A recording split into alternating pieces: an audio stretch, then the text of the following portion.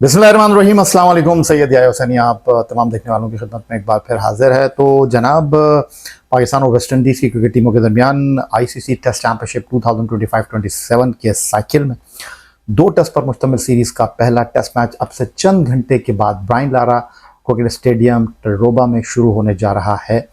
और इस test match के हवाले से पाकिस्तान क्रिकेट को लेकर बड़े सवालात हैं। जो आईसीसी टेस्ट चैंपियनशिप का पॉइंट्स टेबल है, वहाँ वेस्ट इंडीज़ 8वें नंबर पर है और पाकिस्तान 9वें नंबर पर है। अब मामला और सूरत हाल कुछ इस अंदाज में दिखाई दे रही है कि बाबर आजम जो है, उन्होंने रोस्टन चेस के साथ ट्रॉफी को अनवील किया जो कि इस टेस्ट सीरीज़ की है। उसके अलावा उन्होंने एक वीडियो पैगाम भी पाकिस्तान क्रिकेट बोर्ड के तवस्सुस से जारी किया, जिसमें वो कह रहे थे कि जी हमने इस सीरीज़ की काफ़ी तैयारी की है और फिटनेस कैंप लगा, ट्रेनिंग कैंप लगा। लेकिन टेस्ट मैच से ठीक एक दिन पहले पाकिस्तान कैंप से खबर आती है, नौजवान अब्दुल्ला फजल जो कि बांग्लादेश के दौरे में चंद महीने पहले डेब्यू करते हैं और उम्दा कारकर्दगी का मुजाहरा करते हैं और फिर वेस्ट इंडीज़ 11 के ख़िलाफ़ 4 रोज़ा मैच की पहली इनिंग में 50, दूसरी इनिंग में 48 रन्स करते हैं। उनकी एक मिस्टीरियस इंजरी जो है वो सामने आती है और उसके बाद वो जनाब रातों रात वेस्ट इंडीज़ के खिलाफ 2 टेस्ट से भी बाहर हो जाते हैं और इंग्लैंड के खिलाफ होने वाले 3 टेस्ट मैचों से भी बाहर हो जाते हैं। और इधर जो हाई परफॉर्मेंस सेंटर लाहौर में रिहैब कर रहे हैं पाकिस्तान टेस्ट टीम के farmer vice captain Saud Shakeel साहब, जिनको आप वेस्ट इंडीज़ के दौरे पर ड्रॉप कर देते हैं टीम से, उनके नाम जो है वो कुराए फाल निकल आता है और अब वो ट्रैवल कर रहे हैं वेस्ट इंडीज़ के लिए। इंग्लैंड की सीरीज़ में तो वो सब्जेक्ट टू फिटनेस थे ही। तो सबसे पहले तो इस इंजरी पर बात कर लेते हैं जो समझ ना आने वाली है। ऐसी कौन सी इंजरी हो गई? कह रहे हैं लोअर बैक में इंजरी हुई है, 2 महीने का कैंप करते हैं लगभग अब्दुल्ला फजल, फिर वेस्ट इंडीज़ में साइड मैच खेलते हैं और अचानक उनकी इंजरी जो है वो उनको अचानक क्रिकेट के मैदानों से बाहर कर देती है। देखिए, इंजरी कभी भी किसी को हो सकती है, इसमें कोई दो राय नहीं है, कोई सवाल नहीं है। लेकिन जिस अंदाज में अब्दुल्ला फजल बाहर हुए हैं उस पर सवालात उठ रहे हैं, क्योंकि वो कैंडिडेट थे अजान अवैस के साथ इनिंग का आगाज़ करने के लिए। वो अजान अवैस जिन्होंने डेब्यू पर बांग्लादेश के खिलाफ 100 किया, साइड मैच में भी उन्होंने 100 किया था, उनकी तो सॉलिड पोजीशन थी। लेकिन अब्दुल्ला फजल जिनको आप मिडिल ऑर्डर में खिला रहे थे, अगर आप उनको इनिंग का आगाज़ करने के लिए भेजते तो फिर जनाब इमामुल हक जो कि साइड मैच में वो बैट्समैन थे जिनसे रन नहीं हुए, और कहा यह जाता है कि जनाब वो बाबर आजम के करीबी दोस्तों में शुमार होते हैं, उनको तो टेस्ट मैच खेलना ही था। हालिया अरसे में वो टीम के साथ ट्रैवल कर रहे हैं, बट उनकी परफॉर्मेंस क्या ऐसी है जिसकी बुनियाद पर उनको टीम में होना चाहिए। तो अब जनाब रवि उनके लिए चैन की बांसुरी बजा रहा है, क्योंकि अब्दुल्ला फजल के आउट होने के बाद डेफिनेटली वो अजान अवैस के साथ इनिंग का आगाज़ करने के लिए पावरफुल कैंडिडेट हैं। फिर नंबर 3 पर एक्स कैप्टन शान मसूद हैं, जिन्होंने साइड मैच में 70 किए थे, उनको भी आप बाहर नहीं कर सकते। कप्तान बाबर आजम चौथे नंबर पर हैं, वो तो ऑटोमेटिक चॉइस हैं क्योंकि वो टीम के कैप्टन हैं। फिर उसके बाद क्या आप नंबर 5 पर अजान अवैस जो कि इनिंग का आगाज़ कर रहे हैं, अवैस जफ़र जिन्होंने 64 रन किए वेस्ट इंडीज़ 11 के खिलाफ, उनको आप खिलाएंगे? बैटिंग लाइनअप को लंबी करेंगे, 6ठे पर रिजवान आएंगे, 7वें पर क्या आप सलमान अली आगा को खिलाएंगे या आप अवैस जफ़र को डेब्यू नहीं कराते? फिर 5वें पर जो है वो आगा खेलते हैं, 6ठे पर जो है वो रिजवान खेलते हैं और 7वें पर जो है वो आमिर जमाल खेलते हैं। क्या जो अब तक की 11 रुकनी टीम है उसके ऊपर बहुत ज़्यादा इबाम मौजूद हैं? जो मेरे पास इत्तलात हैं, कल पाकिस्तान टीम का ब्रायन लारा क्रिकेट एकेडमी में बारिश की वजह से जो प्रैक्टिस सेशन था वो इतना लंबा नहीं हुआ और टीम कल वापस चली गई शॉर्ट प्रैक्टिस सेशन करके। जो वहाँ पर गुफ्तगू हुई वो ये थी कि आज जब टेस्ट मैच के लिए आएंगे तो पिच को देखकर ये तय करेंगे कि 4 फास्ट बॉलर के साथ जाना है, 3 फास्ट बॉलर के साथ जाना है। वैसे ये अगर आप 4 फास्ट बॉलर के साथ जाते हैं तो 3+1 होगा।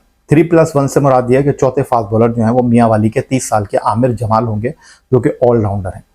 और अगर आप 3 फास्ट बॉलर के साथ जाते हैं तो 2 प्रॉपर फास्ट बॉलर होंगे और 1 स्पिनर होगा। तो अगर आप लंबी बैटिंग करते हैं तो फिर आपके पास बहुत सेलेक्टेड चॉइस रह जाएंगी। और जिस तरह मैं आपको बता रहा हूँ कि अगर आप नंबर 5 पर जो है अवैस जफ़र को खिलाते हैं, 6 पर रिजवान को, 7 पर जो है वो आमिर जमाल को खिलाते हैं, तो आपके पास 4 स्लॉट रह जाएंगे। अगर इन 4 स्लॉट में आप फास्ट बॉलर को भर देते हैं तो तब भी एक स्पिनर का जो है वो ऑप्शन आपके पास मौजूद होगा, जो कि अली उस्मान की शक्ल में होगा, तो 2 टेस्ट डेब्यू हो जाएंगे। अदरवाइज जो अब्दुल्ला फजल अगर टीम के साथ होते तो फिर ये टास्क जो है वो थोड़ा सा टफ हो जाता। लेट्स सी कि अब हम किस कॉम्बिनेशन के साथ मैदान में उतरते हैं। दूसरी तरफ जो वेस्ट इंडीज क्रिकेट के हवाले से इत्तलात आ रही हैं, वहां पर जो मामलात हैं वो भी कुछ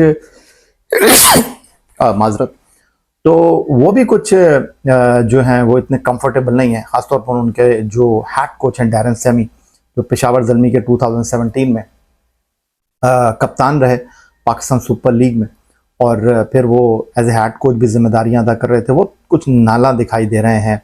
किससे? जी, वो कुछ नाराज नज़र आ रहे हैं अलजारी जोसेफ से, जिन्होंने अपने आप को पुल आउट कर लिया है। उन्होंने कहा कि जी मैं दस्तयाब नहीं हूँ टेस्ट मैच के लिए। तो मैंने फेसबुक पर इस हवाले से जो है वो कमेंट भी किया है कि डैरेन सैमी कह रहे हैं कि ये डायरेक्टर्स का फैसला है कि खिलाड़ी जो है वो कैसे अपने आप को अदम दस्तयाब कर सकता है। वेस्ट इंडीज की टीम जो है वो प्रॉपर हिकमत अमली के साथ इस सीरीज के पहले टेस्ट मैच में मैदान में उतरने की जो है वो सोच बना रही है। अब वो जनाब 2 प्रॉपर स्पिनर के साथ और 3 फास्ट बॉलर के साथ माइट भी ये टेस्ट मैच के लिए मैदान में उतरे। हमारे लिए प्रॉपर बॉलिंग लाइनअप के साथ जाना बहुत इंपॉर्टेंट है। दैट्स वाई उसकी एक बुनियादी वजह यह है कि हम जो 16 टेस्ट मैच हारे हैं उसमें होता ही है कि हम ऊपर से तो आउट कर लेते हैं, बट उसके बाद होता यह है कि हम पार्टनरशिप जो है लगवा देते हैं। 8वें 9वें नंबर की जो पार्टनरशिप है वो हमारे गले में आ जाती है। देखें मामला कहाँ तक चलते हैं, कहाँ तक नहीं चलते। बाबर आजम के लिए इंपॉर्टेंट टेस्ट मैच है, वो दोबारा से कप्तान बने हैं, उन्होंने वही लगी लिपटी बातें की हैं। क्या बाबर आजम अपनी गलतियों से सीखते हैं? क्या बाबर आजम एक डिफरेंट कप्तान के रूप में आपको नजर आएंगे? जो इस वक्त उनके लिए बड़ी पहेली है कि अब तो ऑप्शन ही नहीं है, क्योंकि अब्दुल्ला फजल बाहर हो गए। इमामुल हक जो हैं उन्होंने उनके लिए आसानी कर दी। अगर अब्दुल्ला फजल होते तो शायद फिर इमामुल हक को आपको बाहर बैठाना पड़ता। तो यहाँ पर ये मामलात हैं कि बाबर आजम किस तरह चीज़ों को आगे लेकर चलते हैं, और एक कैप्टन की हैसियत से उनके कंधों पर भारी जिम्मेदारी है। 62 टेस्ट मैचों में वो 20 में माजी में एज ए कैप्टन खेले हैं। आज एज ए कैप्टन उनका 21st टेस्ट मैच है। यकीनी तौर पर इस वक्त पाकिस्तान क्रिकेट के एक बड़े बल्लेबाज हैं, लेकिन क्या एक बड़े बल्लेबाज की तवील दौरानिए की टेस्ट क्रिकेट में हालिया अरसे में कारकर्दगी ऐसी रही है? इसका जवाब है बिल्कुल भी नहीं। क्योंकि शान मसूद की क़यादत में पाकिस्तान ने जो 16 टेस्ट मैच खेले उसमें 3 में बाबर आजम नहीं खेले। जो 13 टेस्ट मैच बाबर आजम खेले हैं उसमें सिर्फ उनकी 5 निफ सेंचुरियां हैं। लास्ट 100 बाबर आजम ने दिसंबर 2022 में किया था। लगभग 4 साल होने वाले हैं टेस्ट क्रिकेट में, वो 3 हिस्सों की इनिंग नहीं खेल सके हैं। लेकिन वेस्ट इंडीज 11 के खिलाफ जिस तरह उन्होंने फर्स्ट इनिंग में 151 बॉल पर 100 रन की इनिंग खेली, उनका कॉन्फिडेंस बढ़ा होगा। कप्तान की हैसियत से टेस्ट मैच खेलने से पहले उनके एतमाद में इजाफा हुआ होगा। अब वो इस एतमाद को, इस परफॉर्मेंस को टरोबा के पहले टेस्ट मैच में ट्रांसलेट करते हैं या नहीं करते, वेरी इंपॉर्टेंट।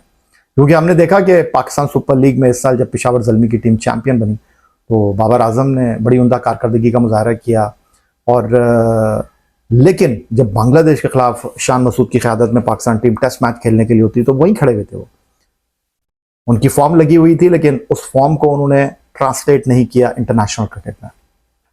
अब वो एक प्लेयर की हैसियत से नहीं खेल रहे, अब वो एक लीडर की हैसियत से, एक कप्तान की हैसियत से पाकिस्तान टीम को ड्राइव करेंगे टेस्ट मैच में अगेंस्ट वेस्ट इंडीज। इंतहाई इंपॉर्टेंट होगा।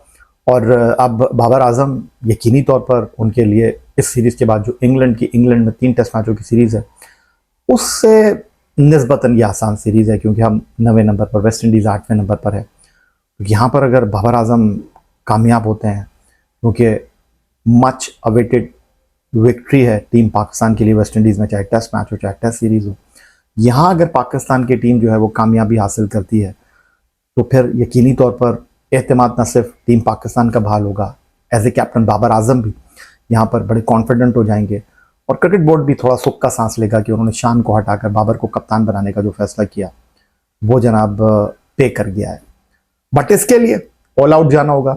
इसके लिए बाबर आजम को अपनी कारकर्दगी के साथ साथ अपने बॉलर्स की परफॉर्मेंस के ऊपर, अपने बल्लेबाजों की कारकर्दगी पर भरोसा करना पड़ेगा, इन्हिसार करना पड़ेगा।